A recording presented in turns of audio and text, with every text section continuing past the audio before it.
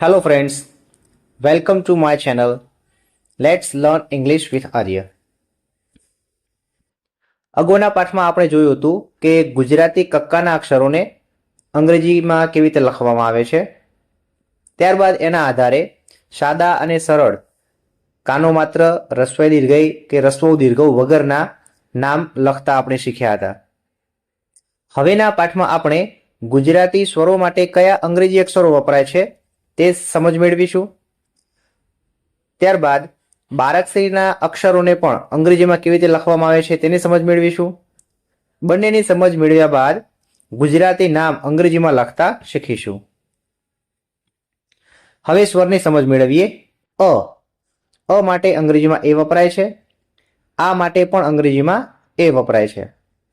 આપણે એક નામ લખીએ અમર, તો અમરની અંદર AMAR એટલે કે અ માટે એ લખાય છે. બીજું નામ જોઈએ આશા, તો આશામાં પણ ASH એ લખીએ છીએ, એટલે કે અ માટે અને આ માટે અંગ્રેજીમાં આપણે એ લખીએ છીએ.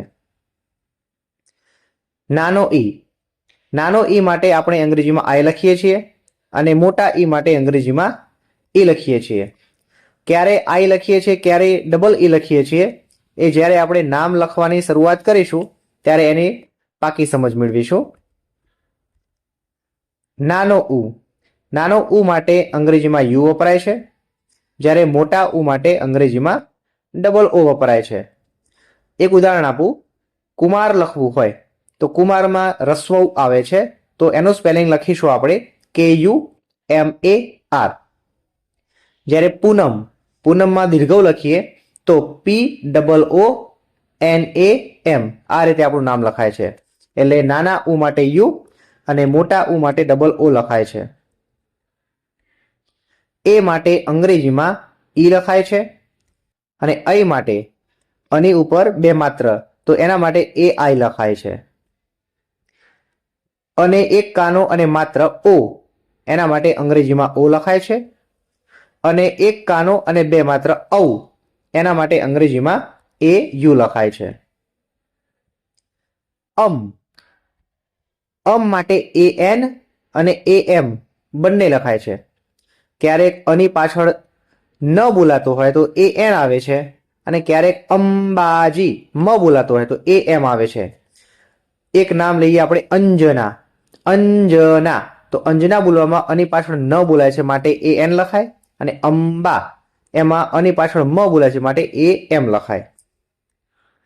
અહ માટે AH આવે છે. સ્વર વિશેની માહિતી આપણે મેળવી કે તેને અંગ્રેજીમાં કેવી રીતે લખાય છે. ત્યારબાદ ગુજરાતી બારાક્ષરીના અક્ષરોને અંગ્રેજીમાં કેવી રીતે લખવા તેની સમજ મેળવીએ. અહીંયા તમારી સામે ક અને ખ આ બંને લાઈન લખેલી છે. એમાં ક પછી કે લખેલો છે અને ખ પછી KH લખેલા છે. એના પાછળ કાનો માત્ર રસ્વઈ દીર્ઘઈ રસ્વઉ દીર્ઘઉ લખેલું નથી. એનું કારણ એ છે કે તમને સાથે સાથે સમજ આપવામાં આવે કે કયા અક્ષર માટે કાનો માત્ર રસ્વઉ દીર્ઘઉ, એના માટે કયો અક્ષર વપરાય છે એની આપણે સમજ મેળવી લઈએ.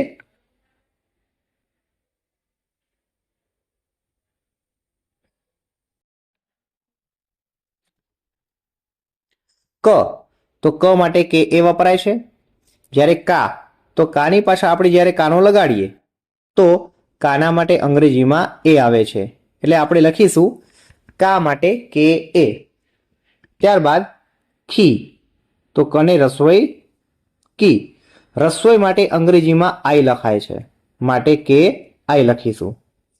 ત્યારબાદ કને દીર્ઘઈ ખી, તો દીર્ઘઈ માટે અંગ્રેજીમાં ડબલ ઈ લખાય છે માટે કને દીર્ઘઈ કી, તો એના માટે લખીશું KEE. અહીંયા જે પ્રિન્ટેડ વસ્તુ છે એ લાલ કલરથી લખેલી છે અને અત્યારે જે હું હાથથી લખું છું એ બ્લુ કલરથી લખીશું. એ જુદું પાડવાનું મેઇન કારણ એ જ છે કે તમે સમજી શકો કે કાના માટે એ વપરાય છે, રસોઈ માટે આઈ વપરાય છે, દીર્ઘઈ માટે ડબલ ઈ વપરાય છે. એ જ રીતે આપણે રસ્વો લખીએ કને રસ્વો કુ, તો રસ્વો માટે અંગ્રેજીમાં યુ વપરાય છે. એટલે કને રસ્વો કુ લખવું હોય તો અંગ્રેજીમાં આપણે KU લખવું પડે. ત્યારબાદ કને દીર્ઘવ કુ છે. કને દીર્ઘવ કુ લખવા માટે એટલે કે દીર્ઘવ માટે અંગ્રેજીમાં ડબલ ઓ વપરાય છે. તો કને દીર્ઘવ કુ અંગ્રેજીમાં લખાય કે ડબલ ઓ. કે કને એક માત્ર કે લખવું છે તો માત્ર માટે અંગ્રેજીમાં ઈ લખાય છે એટલે આપણે કે માટે કે ઈ લખશું. ત્યારબાદ કને બે માત્ર કઈ માટે આપણે અંગ્રેજીમાં લખીશું એ આઈ એટલે કે કઈ માટે આખું શબ્દ બનશે કે એ આઈ.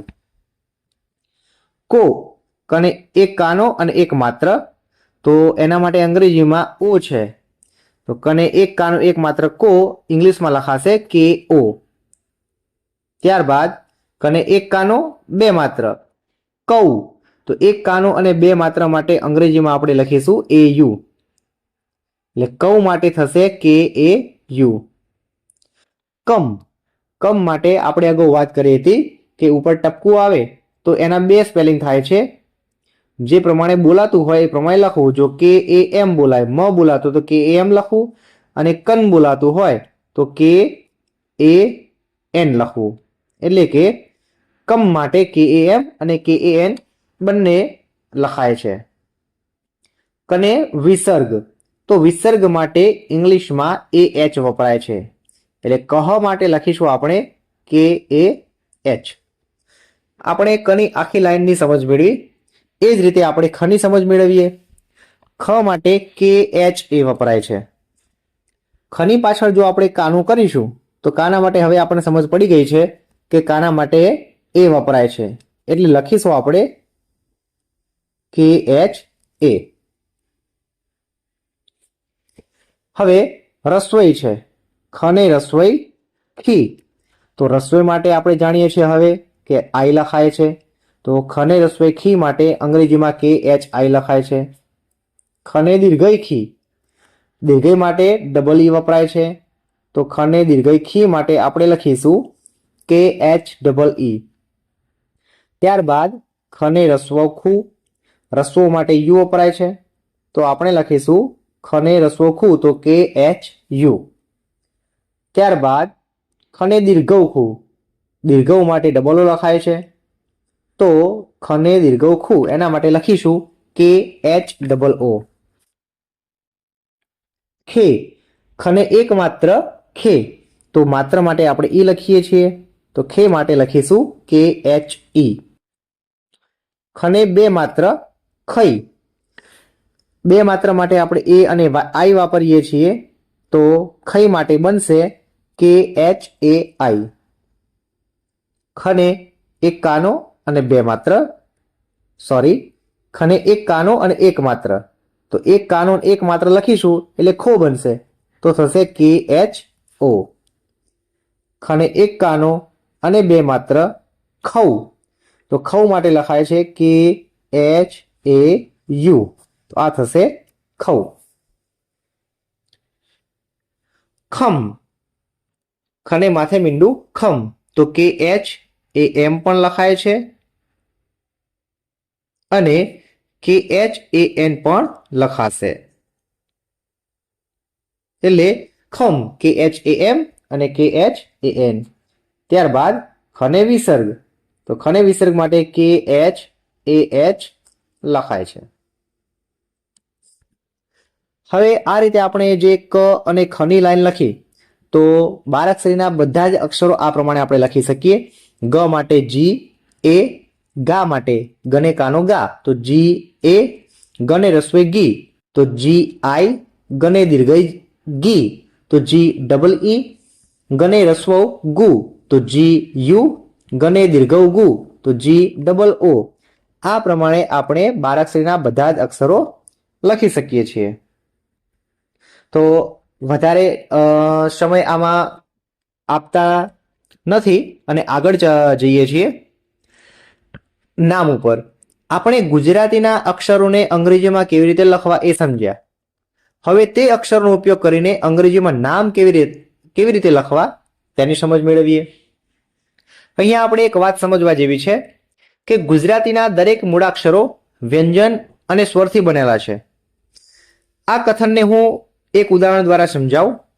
તમારી સામે એક શબ્દ લખેલો છે વૈશાલી. તો વૈશાલી જે શબ્દ છે એમાં વને ઉપર બે માત્ર છે, એને આપણે આવી રીતે છૂટું પાડી શકાય. વ માટે વ ઈ, એટલે એ અક્ષર આખો છૂટો પાડીએ તો એની અંદર અ અને ઈ આ બંને સ્વર છુપાયેલા છે, તો આખો શબ્દ બને છે વૈ. અને એની અંદર વ અ ઈ આ ત્રણ અક્ષર છુપાયેલા છે. શા, તો શરણાઈનો શ અને એની પાછળ આ એ સ્વર જોડાયેલો છે, તો એ બનશે શા. અને છેલ્લો અક્ષર છે લી, તો લની પાછળ દીર્ઘઈ જોડાયેલી છે, તો એ બને છે વૈશાલી. હવે આ અક્ષરો માટે જો આપણે અક્ષર લખીશું, વ માટે વી, અ માટે એ, ઈ માટે આઈ, તો થઈ ગયું વૈ. ત્યારબાદ શ માટે એશ, એચ, શ માટે એસ એચ, શરણાઈનો શ છે તેના માટે એસ એચ વપરાય છે. આ માટે એ, લ માટે એલ અને ઈ માટે આઈ. આ રીતે આપણે અક્ષરો લખશું અંગ્રેજીના તો આપણું આખું નામ બની જશે વૈશાલી. બીજું એક ઉદાહરણ લઈએ, ભૌમિક. તો ભૌમિક એમાં પહેલો જે અક્ષર છે ભૌ એ ભ અ ઉ થી બનેલો છે. બીજો જે અક્ષર છે મી, તો મ અને ઈ થી બનેલો છે, ભૌમિક. હવે દરેક અક્ષર માટે આપણે અંગ્રેજીના અક્ષરો મૂકીએ તો ભ માટે BH, અ માટે એ, ઉ માટે યુ, તો ભૌ માટે થઈ જશે BHAU.